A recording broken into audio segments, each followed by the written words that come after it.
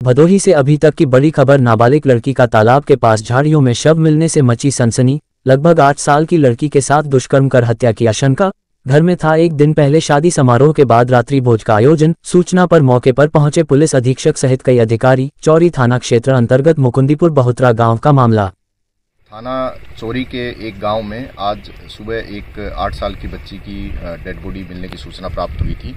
तुरंत पुलिस मौके पर पहुंची और अभी तक परिजनों की जानकारी के अनुसार कल रात में बच्ची के घर में कोई शादी का फंक्शन था जिसमें कुछ लोग आए हुए थे और उसमें डीजे और खाना पीना इस तरह की चीज़ें थी, जिसमें जो बच्ची के माता पिता हैं उनको लगा कि बच्ची वहीं पे है और वो अपने घर पे चले गए और रात में उन्हें पता नहीं चला।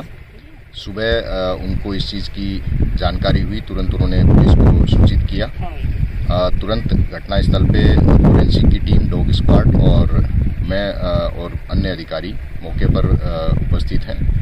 इस घटना की गहन छानबीन की जा रही है। जल्दी ही इसका अनावरण किया जाएगा और जो दोषी होगा उसके विरुद्ध सख्त कार्रवाई की जाएगी और साक्ष्य संकलन की जो कार्रवाई है वो हमारी टीम कर रही है।